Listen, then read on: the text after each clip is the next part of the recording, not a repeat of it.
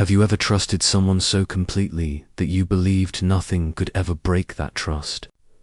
I did. I trusted Joe, my husband, to never hurt me. I trusted him more than my own heart, more than my own fatigue, more than the fleeting doubts that creep into every marriage. I believed that no matter what happened, it would always be us.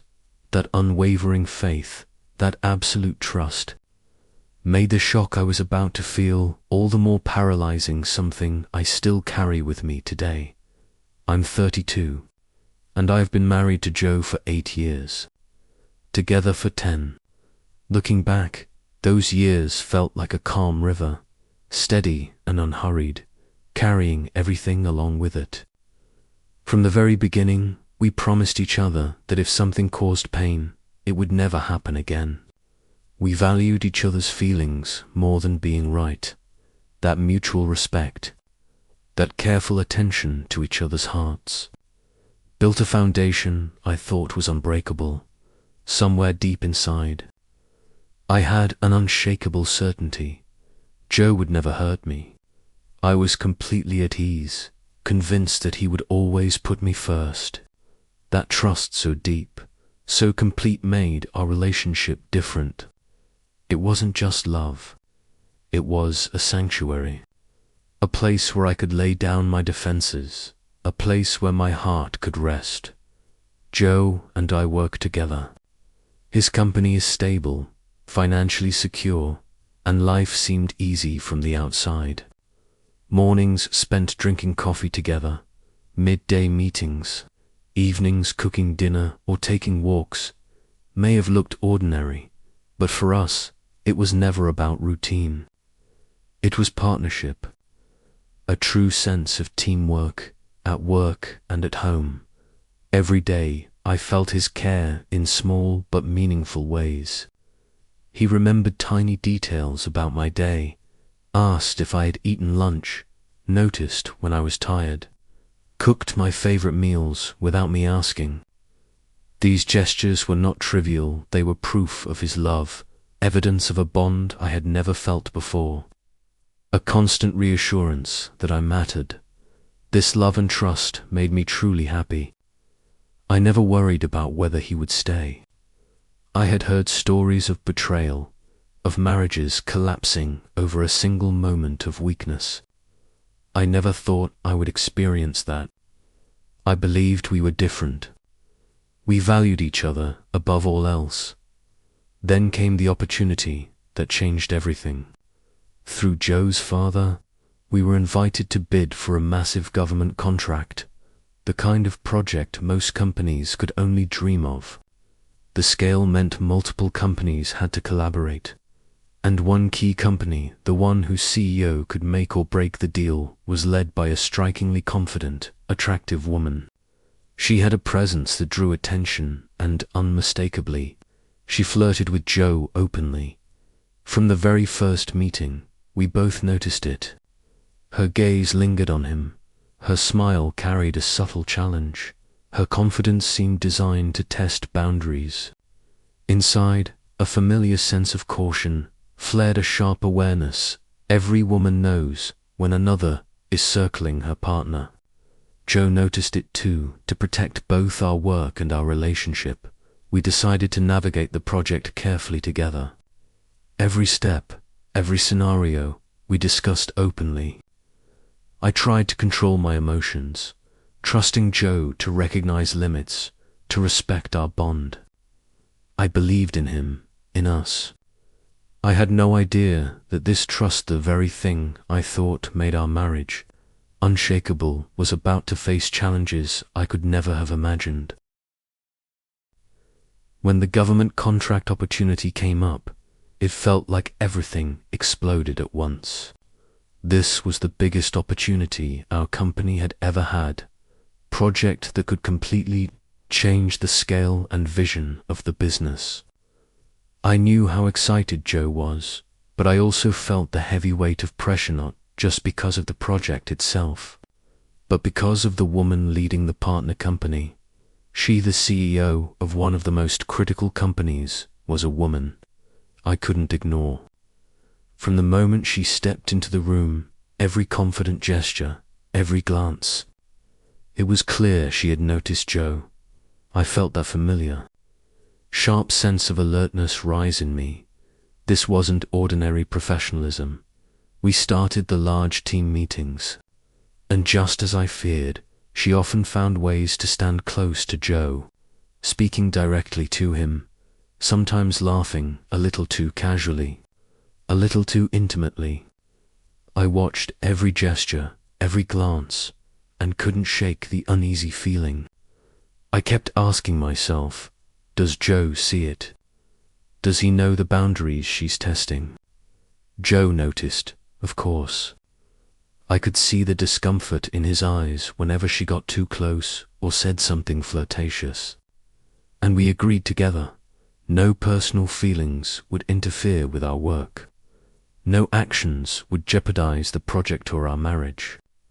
We discussed every possible scenario, from casual conversations to unexpected private moments. I tried to trust him, believing he would respect boundaries, while keeping my own emotions in check. Yet, the unease never left me. I could feel the tension every time I walked into a meeting, every time she brushed past Joe, every time I heard her teasing laugh directed at him. My heart would race, my body tense, and I kept telling myself, this is more than jealousy. This is a warning. If I'm not paying attention, something could happen. Joe tried to reassure me. I know she's testing us, but don't worry.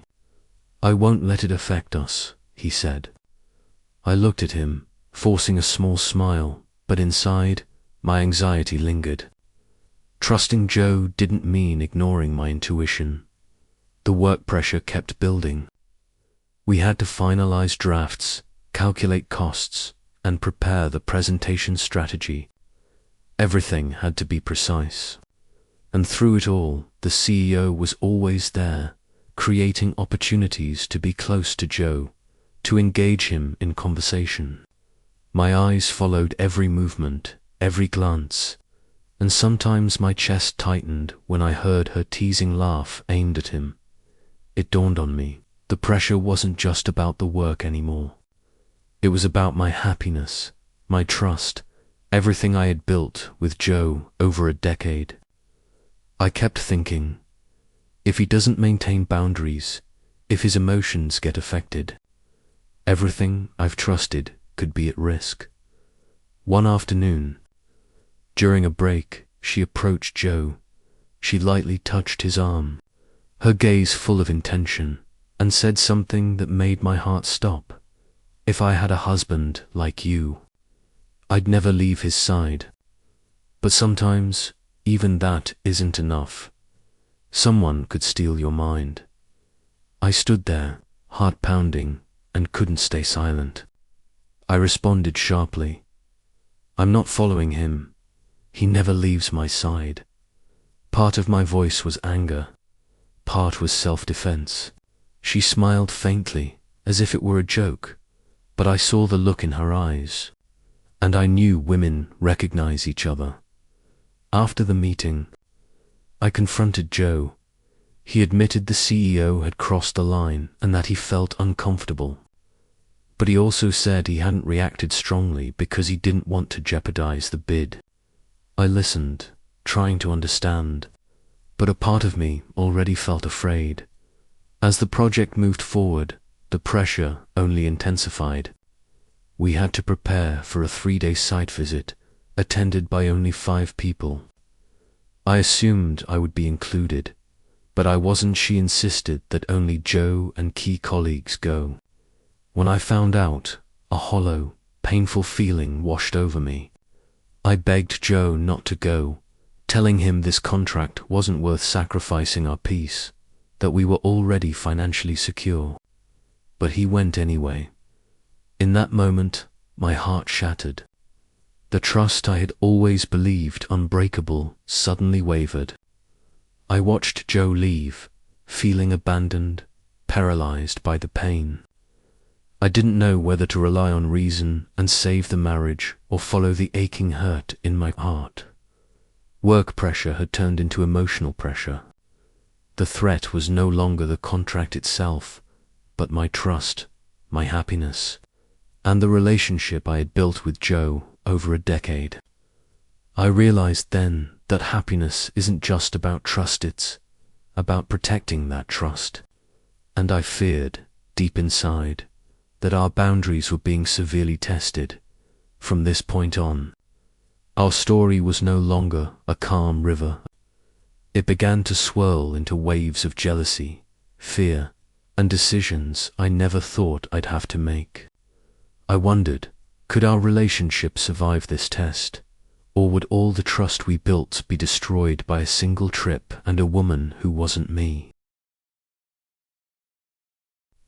The day of the site visit arrived, and my chest felt impossibly heavy. I knew I couldn't stop Joe, yet a part of me clung desperately to hope that he might listen, that he might put my happiness first. I stood in our office, watching him pack his suitcase, feeling a hollow emptiness spreading through every fiber of my being, like the air itself had been sucked out of the room. Joe, you don't need to go. We don't need this contract. You know that, right? We're fine. My voice trembled, a mixture of pleading, fear, and helplessness.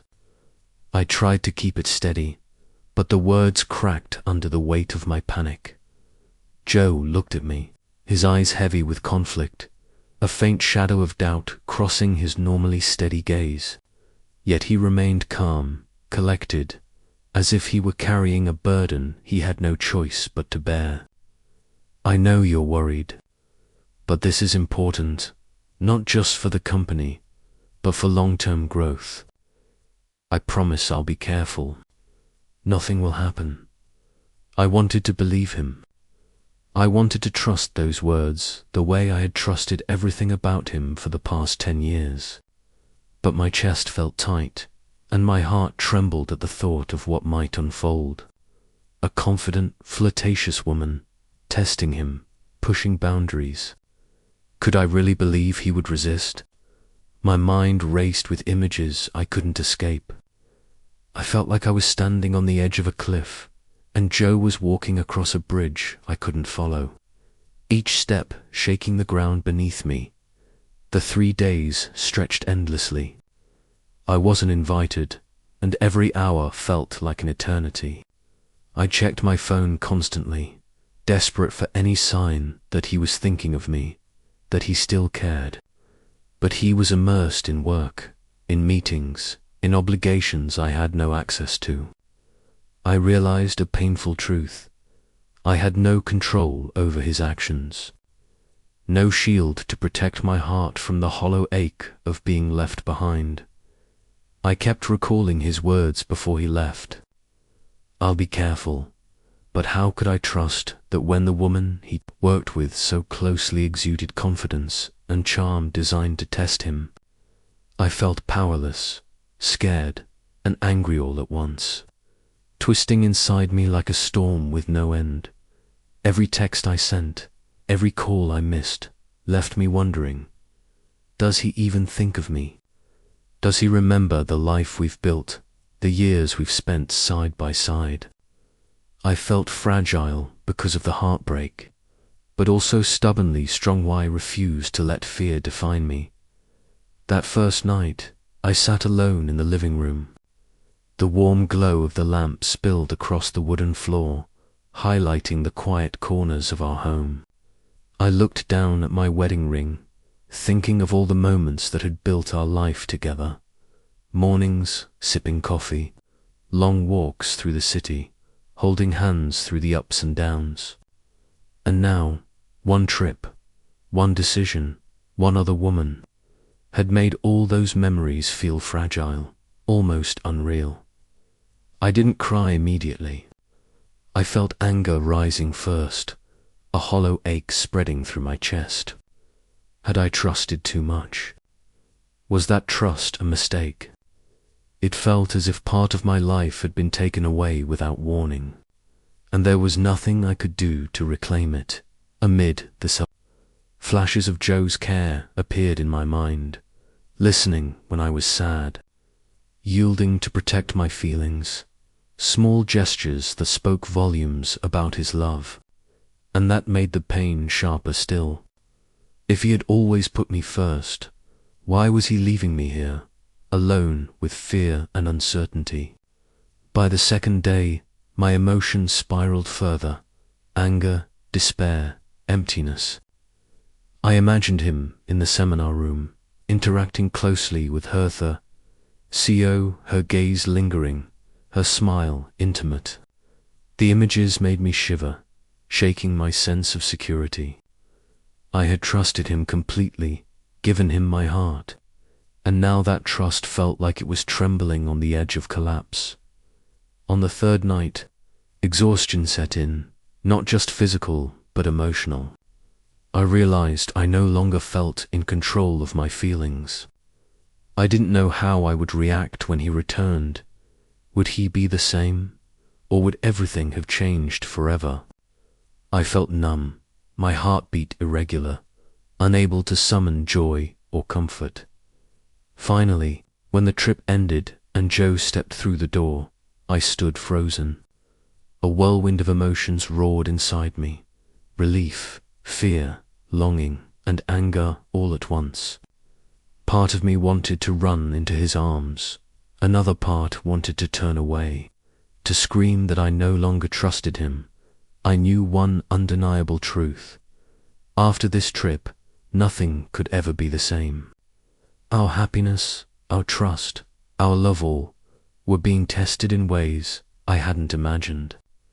And I stood there, heart raw, furious, and exposed, wondering, could we survive this trial, or was everything we had built about to crumble? When Joe returned from the 3-day trip, I stood in front of him, scrutinizing every gesture, every glance. My heart wavered between wanting to cry and wanting to run away. I wanted to ask him everything, to hear his explanations, but at the same time, I feared the answers would hurt me even more. During those 3 days, I had imagined countless scenarios, intimate conversations, lingering glances, smiles that crossed boundaries. All those images replayed in my mind every time I looked at Joe. I felt both weak and furious, weak because of the pain, furious because he had, in that moment, placed me second. Joe saw the change in my eyes. He tried to come closer, but I stepped back, as if an invisible wall had risen between us. I remembered the days when we could sit down, talk about anything, share every thought. Now that space felt gone. I could see clearly that my trust had been tested, and the safety I once felt was fragile. I asked Joe about the trip. He detailed the work, the meetings, the critical decisions he had to make. I listened, but my mind couldn't stop racing. She was close to him, she smiled at him, she tested him, and I didn't know if his heart still fully belonged to me. In the days that followed, a deep emptiness settled in my chest. I wanted to believe Joe, to remind myself that he was still the man I loved, but the unease kept growing, like a shadow that never left, reminding me that a single decision, a short trip, could shake the foundation of trust I had built over 10 years. Every glance from Joe made me notice his desire to reconnect, to soothe me, but I wasn't sure I wanted that comfort. I wanted to believe, yet a part of me wanted to pull away, to test if he truly still prioritized me. I was caught between two opposing emotions, deep love and fear of loss.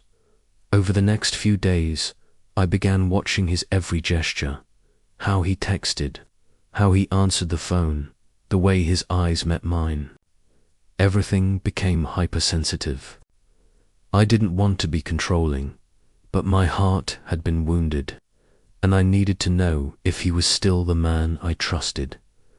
One night, I couldn't stand the uncertainty any longer. I looked Joe in the eyes, my voice trembling but firm. "Do you still put me first? After those 3 days, I'm not sure anymore. I need the truth, Joe. I need you to be completely honest with me, no hiding."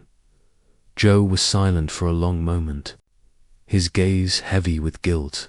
Then he said, "I know you're hurting, and I regret making you feel this way. Nothing happened outside of work. I still love you. I still put you first. But I understand you need to feel that, to be certain." I heard him, but inside I was still a mess. His words could be true, yet the pain I felt had created a barrier that mere words couldn't erase. I realized that once trust is tested so severely, it doesn't return to its original state immediately. Healing requires time, empathy, and consistent action. In the following days, I began questioning myself. Was I overreacting? Was I imagining fears that weren't real? But looking back, I saw that my feelings were valid. The sense of abandonment, the feeling that Joe hadn't placed me first in a critical moment, was real. It existed, and I had to face it rather than deny it. We started talking more, but it was no longer easy or natural. Every conversation carried caution, as if we were walking on a fragile bridge, trying not to break it. I could see Joe's effort, which gave me both comfort and pain, to fully trust again. I realized I had to overcome my own fear, and that wasn't easy. Part of me still loved him, so much that I wanted to overlook everything and return to the peaceful days. But another part, strong and self-protective, warned me that I couldn't forget, that forgiveness couldn't be instant. I stood between two opposing emotions and realized that for healing to happen, both of us had to make an effort. He needed to prove his love through actions, and I had to learn to trust again. By the end of part 4, I was at a crossroads. Trust had been cracked, but not completely broken. Love remained, fragile as it was, and I knew that every choice Joe made next would determine whether we could survive this trial. After Joe returned from the trip, the atmosphere in our home was heavy, almost suffocating. I could see him, his eyes filled with the desire to mend things, but the cracks in my heart were still raw. Every small gesture made me uneasy. How he touched his phone, how he texted, the way he smiled at colleagues. All of it became fuel for my anxiety. I began to question myself. Was I being too sensitive? Was my fear creating a gap between us that didn't need to exist? But looking back, I knew the pain and the sense of abandonment were real. I had placed my complete trust in Joe, and his 3-day trip, leaving me behind, had shaken that foundation. One evening, as we sat in the living room, I decided to speak my truth. My voice trembled, yet I tried to sound firm. "Joe, I need you to understand how I feel. I felt abandoned. I felt like you put me second because of work and a contract opportunity. I can't continue feeling this way if you don't truly prove to me that I am the most important person in your life." Joe was silent for a long moment, his eyes heavy with guilt. Then he said, "I know you're hurting. I never wanted to make you feel this way. I love you, and you are always the most important person to me. I'll do whatever it takes to show you that." I heard him, but my heart was still hesitant. Trust cannot be rebuilt with words alone. It requires action, time, and consistent empathy. I reminded myself I had to observe, feel, and make decisions based on his actions, not promises. In the days that followed, I began setting clear boundaries. I didn't want to be controlling, but I needed to protect my emotions. I asked Joe to be more transparent about work, about colleagues, and about how he maintained boundaries in a tempting environment. Each time he followed through, I felt a flicker of hope, but any hint of ambiguity reignited the pain. One afternoon, we sat in the kitchen, sipping coffee. I looked him in the eyes and said, "I need you to understand that I don't want to lose you. But I also can't live in this fear. If you truly love me, if I am truly your priority, you have to prove it every single day." He nodded, taking my hand tightly. "I understand. I'll do everything I can to make you feel safe, to show you that no one can replace your place in my heart. You are the one and only." From that moment, we began rebuilding trust, step by step. It wasn't easy. Every day was a challenge. Every action mattered. I realized that for love to survive after a trial, both people had to put in the effort, facing fears and insecurities together. Through this process, I also learned an important lesson about myself. Strength isn't just in loving someone else, but in protecting yourself, confronting your fears, and knowing when to set boundaries. I was no longer blindly trusting. I was a woman who knew her worth, knew what she needed, and was willing to love but also stand firm. By the end of part 5, I reached an important realization. Love isn't always easy, and trust isn't always solid. But if both people are willing to try, willing to confront fear, love can survive and even grow stronger after every challenge.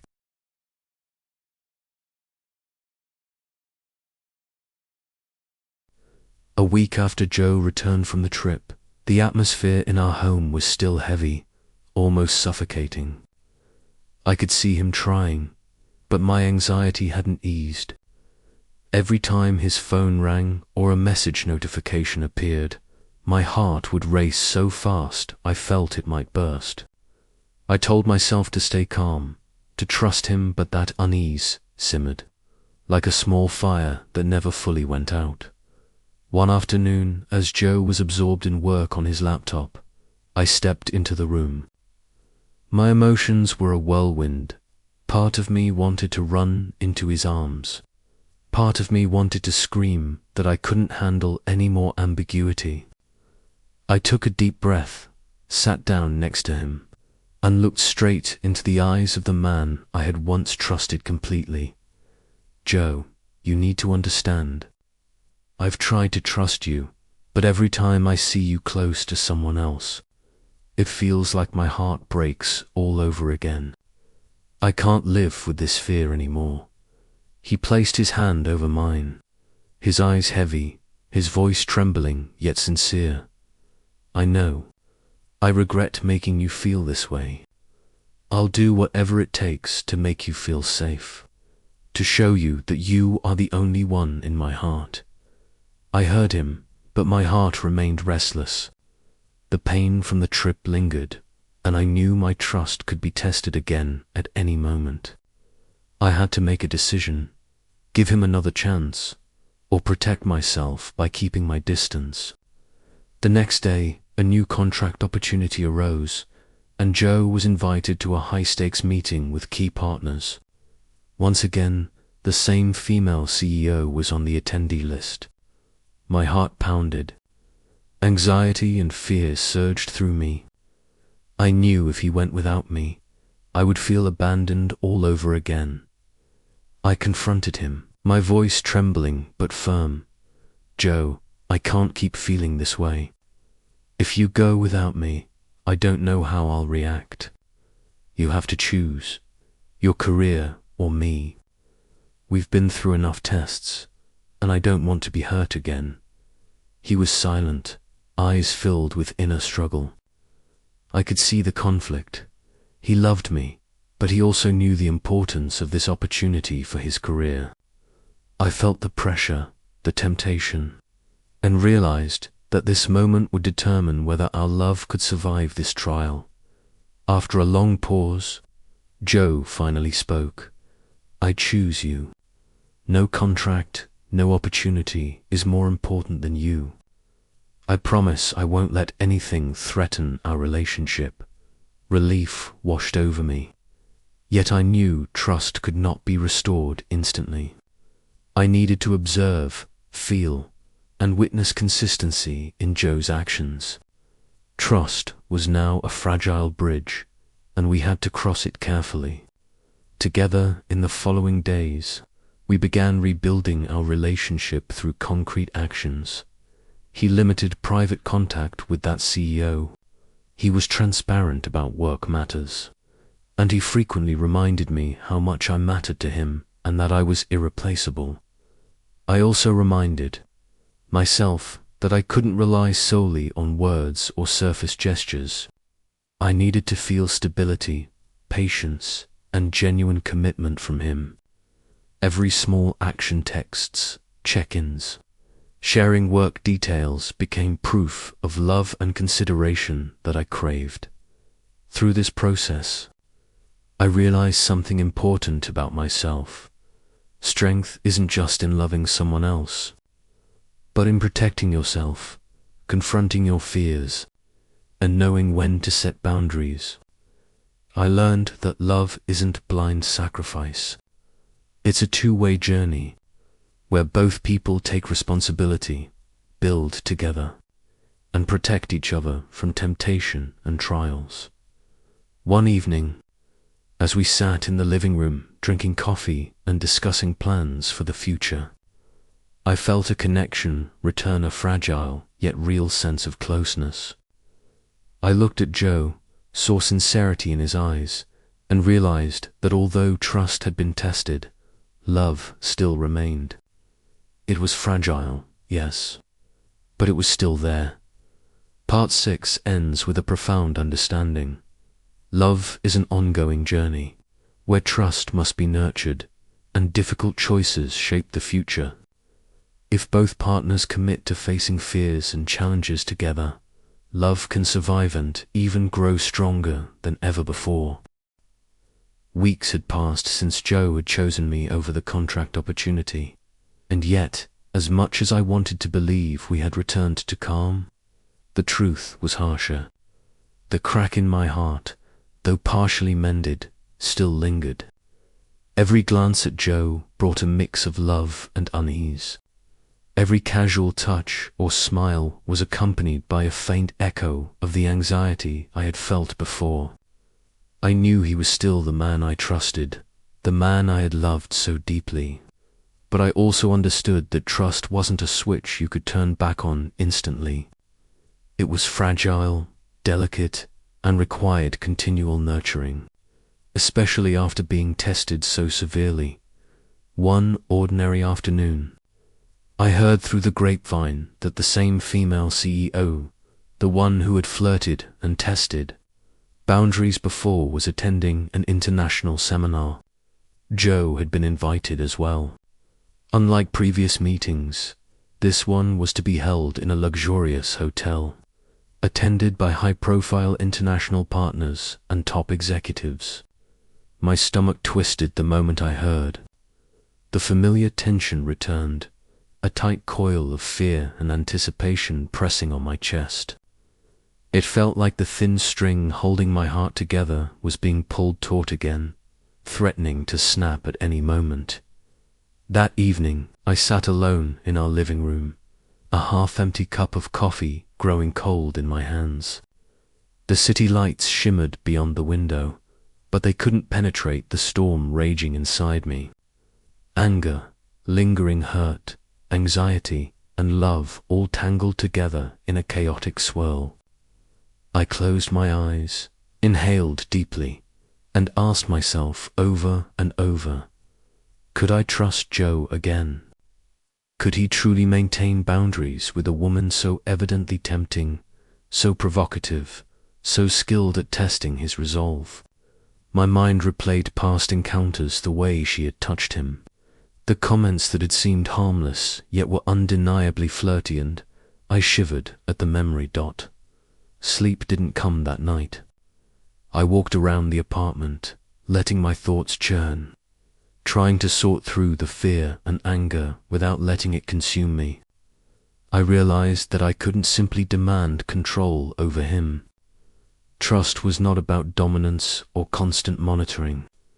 It was a deliberate choice, an act of courage, to let go of fear and allow him to prove himself. The next morning, I confronted Joe directly. I stood in the kitchen, my hands gripping the edge of the counter, trying to steady my racing heart. I met his eyes, my voice trembling but resolute. "Joe, you need to understand that I cannot endure feeling abandoned again. I love you, but I need to know that you will protect our relationship, no matter the pressure or temptation outside." For a moment, he remained silent, taking in the weight of my words. Then he walked over, took both my hands in his, and looked into my eyes with a depth that made my chest ache. His voice was steady, warm, and full of sincerity. "I know you're worried. I love you and only you. I will not let anything or anyone harm what we have. I promise to be transparent and always put you first." I heard him, but unease still lingered like a shadow over my heart. Words were comforting, but actions real. Tangible actions would be the true proof. This time, we were both being tested. I would observe and feel, but not control. I would give him space to show his loyalty through his choices, his attention, and the way he navigated situations with that woman and others. Daily life in the days leading up to the seminar became tense, almost unbearable at times. Every morning when Joe left for work or prepared to travel, my stomach clenched, my palms sweated, and a dull ache settled in my chest. I had to learn to manage my emotions, to articulate my fears without letting them become accusations or suffocating pressure. "I am strong. I trust him, but I remain aware," I whispered to myself each day. It was a careful balance, an internal negotiation between fear and love. Joe, for his part, adapted in remarkable ways. He became more conscientious in how he interacted with colleagues, carefully maintaining professional boundaries and ensuring transparency in all work-related matters. Even the smallest gestures, sending a brief message midday, checking in after meetings, giving me updates on travel arrangements, reminded me that I was his priority. It wasn't grand declarations that mattered. It was the constancy of care in ordinary, everyday moments.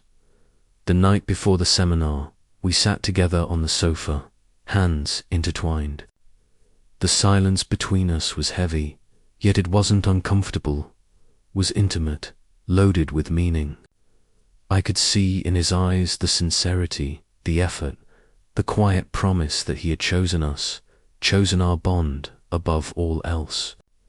My voice barely above a whisper, I confessed, "Joe, I love you, but I'm scared. Scared that once again I'll be left behind." He tightened his hold on my hands and spoke with calm conviction. "I know, and I will never let that happen. I promise you. No one can ever replace you." When Joe returned from the international seminar, I waited at the door, heart pounding, stomach tight with apprehension. And then, the moment I saw him, all the tension and fear began to ease. His gaze found only me. He didn't glance at anyone else, didn't allow a flicker of distraction to interfere. He came forward, hugged me tightly, and whispered, his voice full of warmth and certainty, "I promised you, only you, no one can ever replace you." At that moment, I understood something profound. Love, when tested, requires both courage and patience.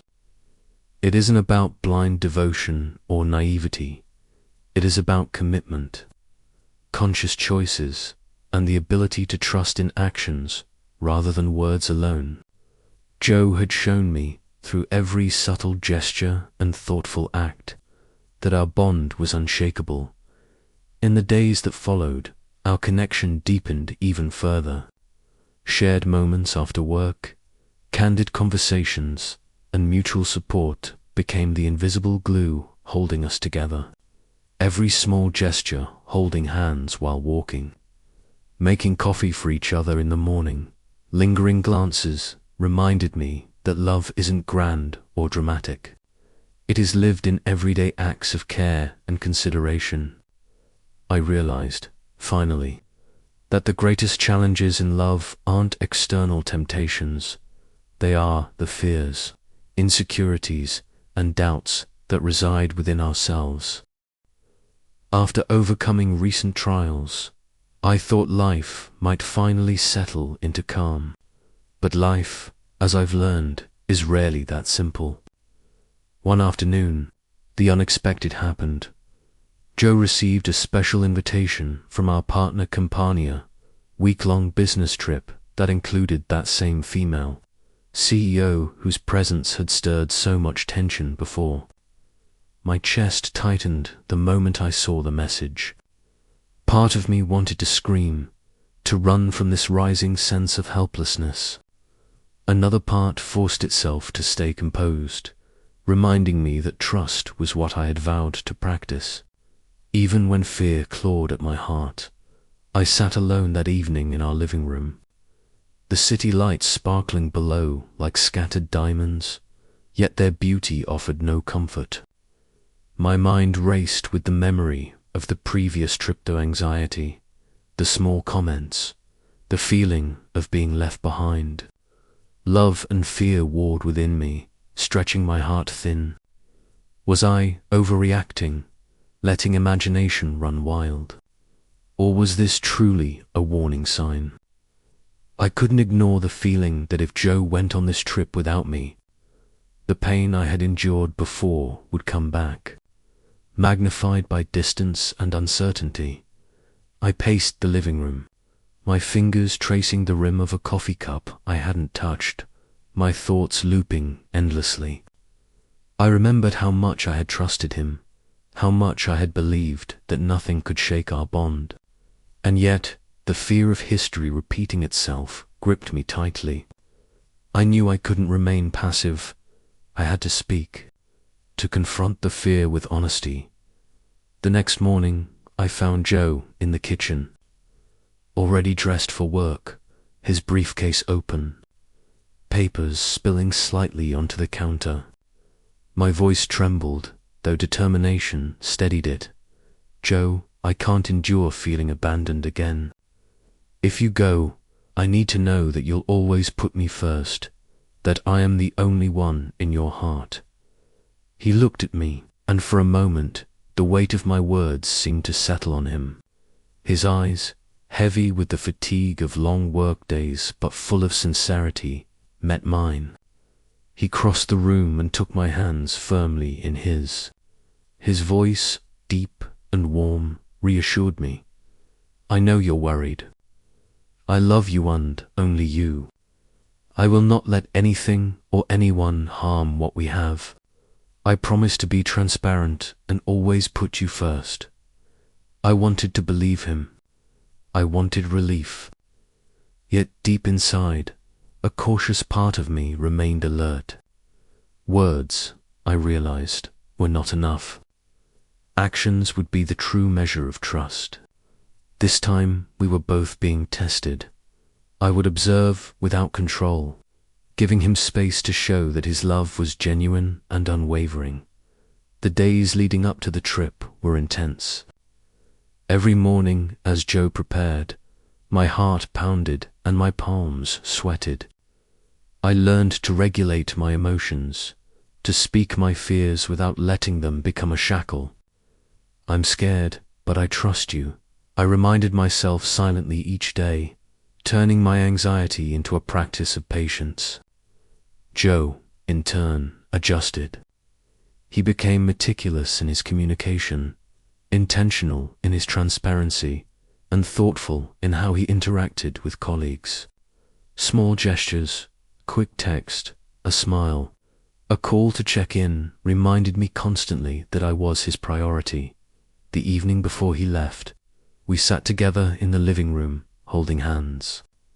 The quiet was heavy with unspoken words, yet the air between us felt charged with meaning.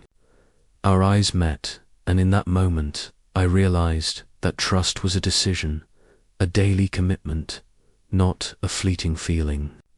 I whispered, my voice breaking slightly, "Joe, I love you, but I'm scared. Scared that once again I'll be left behind." He squeezed my hands, his eyes unwavering, and said with gentle conviction, "I know, and I will never let that happen.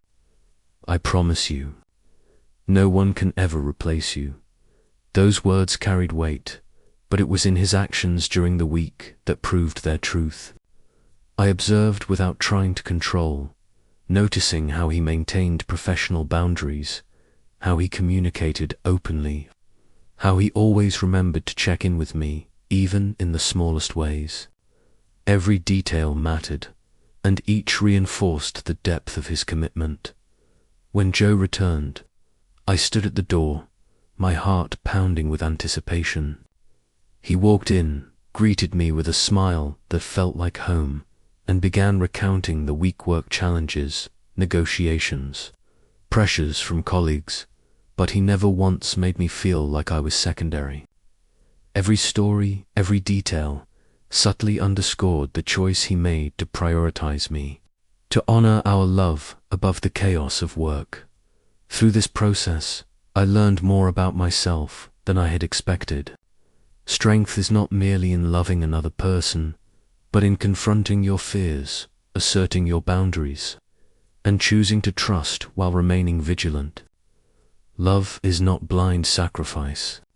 It is a partnership, a shared responsibility to nurture, protect, and grow together, even in the face of temptation and difficulty.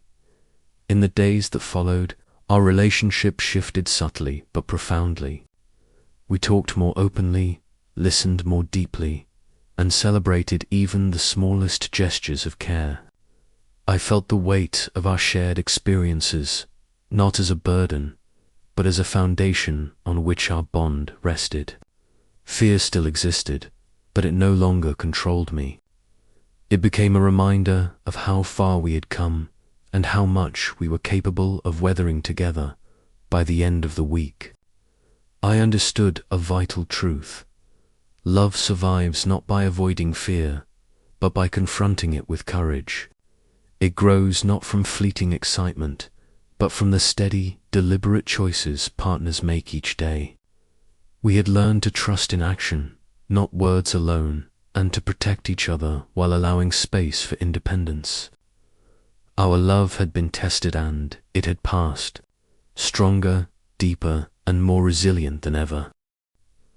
After the intense business trip, I thought things might finally settle down, that we could return to some sense of normalcy. But life, it seemed, had other plans.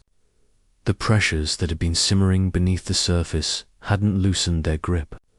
One quiet afternoon, as I was sorting through emails, I received a message that made my chest tighten and my stomach drop. The female CEO, confident and impossibly charismatic as, trying to invite Joe to a highly confidential, invite-only event tied to our partnership project. Only a handful of attendees would be there, and she specifically requested him. My heart pounded so hard I thought it might burst. A wave of fear, anger, and frustration rushed over me, tangled with love so intense it made my head spin. I sank into a chair, my fingers trembling as I held my phone. My mind raced with every what-if scenario imaginable. What if he went? What if she tried something?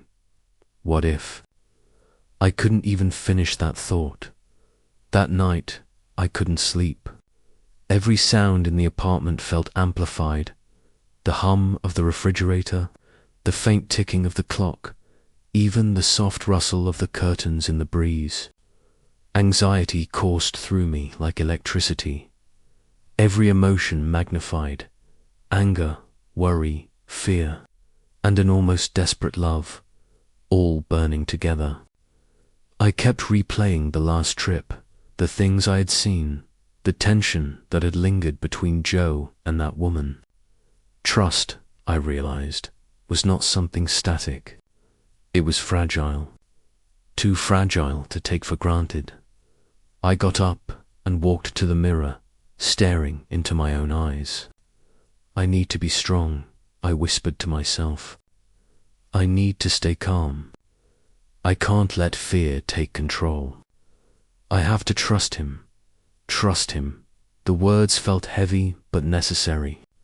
Like a mantra I needed to repeat until I could breathe again. The next morning, I found Joe in the kitchen, coffee in hand, looking the same as always, yet somehow different, more serious. Maybe I was just hyper-aware of every little nuance. I took a deep breath, my voice shaking but firm. Joe, I love you, but I can't endure the feeling of being left behind again. If you go to this event, I need to know that you will always put me first and be transparent with me about everything. Joe paused. For a moment, he said nothing, just looked at me with those deep, unwavering eyes. Then he crossed the kitchen and took my hands, holding them tightly. He sighed, his voice steady, warm, and calm. I know you're worried. I love you and only you. I won't let anything or anyone threaten what we have. I promise I'll be transparent and I'll always put you first. You are the most important person in my life. I wanted to believe him. I desperately wanted to feel relief, to let my fear go. But my heart didn't settle entirely. Words, no matter how sincere, were not enough anymore. Actions were what mattered. I decided, silently, that I would trust him through his actions, not his promises. I would pay attention to the details, to the subtle signs, to the way he carried himself and the decisions he made. The days leading up to the event were torturous. Every time Joe got ready to leave, my stomach twisted, my hands grew clammy, my chest tight. I practiced deep breathing, tried to calm my racing thoughts, but nothing seemed to stop the anxiety that bubbled just beneath the surface. I reminded myself to speak honestly about my fears without letting them become accusations or pressure. I needed to allow him freedom to act, but I also needed to honor my own emotions. At the same time, I kept reminding myself to deepen my own trust, not just relying on him, but on both of us and the maturity and responsibility we had cultivated over the years. The day of the event arrived. Joe stood by the door, briefcase in hand, his gaze meeting mine. I saw determination, a silent, unspoken message. I'm here for you. Only you. Relief and anxiety surged through me in waves. I took a shaky breath, nodded, and whispered, I trust you, even though my voice betrayed the fear still simmering inside me. A week later, Joe returned. I was waiting by the door, heart racing, stomach tight. As he stepped inside, all the tension, all the lingering fears began to melt away. He told me about the event, the presentations, the pressures, the negotiations, but never once let me doubt that in his eyes, I was the only one who mattered. Every challenge, every moment of tension became a testament to his choice, a silent reassurance that he had chosen us, our relationship.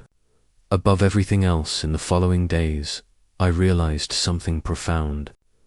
Trust and love aren't built on promises or fleeting feelings of safety. They are cultivated day by day, through actions, attentiveness, thoughtful words, and choices that put the person you love first. I learned that love isn't just romantic feelings or butterflies in your stomach. It is patience, observation, courage in the face of fear, and a shared responsibility to protect and support each other.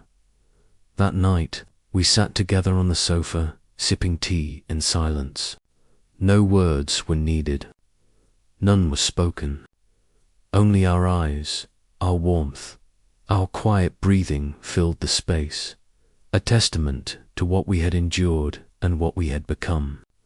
I felt the depth of our connection, the weight of everything we had overcome. It wasn't external temptations or pressures that tested us, it was the daily choice to trust, to hold on, to love, despite fear in that moment. I knew our love had matured. It was stronger, steadier, more resilient than ever before. I could feel it in every heartbeat, every shared glance, every simple touch. It was not fragile anymore. It had been tested and had survived, and now, more than ever, it had depth, stability, and the quiet strength that comes from truly knowing one another. After all the challenges, business trips, temptations, and pressures, we finally found ourselves standing face to face in our quiet living room. The soft yellow light of the lamps bathed the room in warmth, highlighting the familiar contours of Joe's face and the subtle exhaustion etched into his features. The sense of peace that settled over us wasn't fleeting or superficial. It was the product of countless decisions, deliberate choices, and relentless efforts by both of us to maintain the fragile thread of trust that had survived so many tests. I studied him for a long moment. He looked tired more than usual, but there was a sincerity in his eyes that pierced through the weariness. We didn't need words. A glance, a touch of his hand in mine, conveyed what thousands of words never could. We had navigated storms that seemed insurmountable, confronted pressures that could have torn us apart, and yet here we were, together. Our love had evolved, becoming something steadier, stronger, something that carried the weight of shared experience and mutual respect. In the days that followed, life attempted to resume its ordinary rhythm, but nothing was quite the same. The careless ease of before had been replaced by a mindful attentiveness to one another. We listened more carefully, spoke with greater honesty, and shared our fears and burdens without letting them grow into resentment or isolation. I realized that loving someone wasn't merely a feeling or a fleeting joy. It was a responsibility, an active commitment to safeguard the other from both external threats and the internal anxieties that could silently corrode trust. One warm afternoon, we walked along a narrow, sunlit street near our home. The air carried the faint scent of blooming flowers and freshly cut grass. A gentle breeze teased strands of my hair, and sunlight dappled the pavement in shifting gold patterns. Joe held my hand, his grip steady and reassuring, and spoke softly. "I know I've made you worry sometimes. I know there were moments when you felt left behind or unsure. But I hope you truly know that I love you deeply, more than anything else." A wave of relief and warmth surged through me, and I smiled, letting myself lean into that comfort. "I know. And I love you too. We've faced so many challenges together, and now I believe we're stronger than ever." We continued walking, silent for a while, simply absorbing the shared presence. There was something profound in the quiet, a connection so deep that words felt unnecessary. In that moment, I understood something I hadn't fully grasped before. Real love wasn't about flawless perfection or fleeting romantic gestures. It wasn't the butterflies, the grand surprises, or the dramatic declarations. Real love was maturity, patience, a willingness to stay, to stand firm beside someone even when the world grew complicated and the challenges seemed endless. As the sun began its slow descent, the street transformed into a canvas of golden and amber hues. Shadows stretched long across the pavement, and the light softened everything it touched. The tranquility of the evening mirrored the calm that had begun to grow in me. We walked side by side, wordless, yet every glance, every brush of fingers, every synchronized step carried unspoken messages of empathy, trust, and unwavering love. The trials we had endured, the fears we had faced together, they hadn't weakened us. They had forged a deeper bond, something resilient and quietly unshakable. Eventually, we reached a small cafe tucked into the corner of the street, a place that held countless memories of simpler, happier times. Ordering 2 cups of coffee, we settled by the window. Outside, the city moved in its usual rhythm, lights flickering on as dusk fell, distant traffic murmuring, leaves rustling gently in the evening breeze. Joe reached across the table and placed his hand over mine. His voice was low, tender, you know. There were times I felt helpless, powerless. I worried, I questioned, I feared losing what we have. But seeing you, being here with you now, reminds me that every difficult choice, every challenge, every fear is worth it if, in the end, we're still together. My eyes brimmed with tears, and I could feel the lump in my throat. I whispered, my voice thick with emotion, I feel the same. I was scared, so scared sometimes, but being with you now, I know we can face anything. We've learned how to trust, how to protect each other, and how to love in a way that's real, mature, enduring, and true. We sat in silence for a long time, yet it was not empty silence. It was full of history, of memory, of love and trials survived. Every glance, every small smile, every shared breath was heavy with the story of 10 years together, the moments of doubt, the victories over fear, the subtle, quiet affirmations of commitment. It felt like we were holding a universe of experiences between us, a universe we had built together, brick by careful brick, through patience, understanding, and unwavering care. On the walk home, we held hands tightly, savoring each step, each heartbeat. I noticed the rhythm of our steps, in sync, as if the world itself had slowed down to match us. I realized that from now on, each day would be a choice to protect, to nurture the love that had been tempered by challenges, strengthened by patience, and deepened by shared understanding. There would be no more crippling fear, no more groundless doubt, only the certainty that we had survived, that we had learned, and that we would continue to choose each other. When we finally stepped into our apartment, the lights were dim, the air calm, and the silence welcoming. We sank into the sofa together, hands intertwined, sipping hot tea. I felt Joe's heart beat against my palm, the warmth of his body radiating into mine, a tangible reminder of the bond we had strengthened through trials. I realized something I hadn't quite felt before. No matter what challenges the future might bring, we had discovered an unbreakable connection, a love resilient enough to shelter us, steadfast enough to endure all storms, and deep enough that we would always, without hesitation, choose each other day by day, moment by moment, breath by breath, and in that quiet, shared presence, I understood fully what it meant to love and to be loved, not just in feeling, but in action, in trust, in every deliberate choice we make to stay beside one another.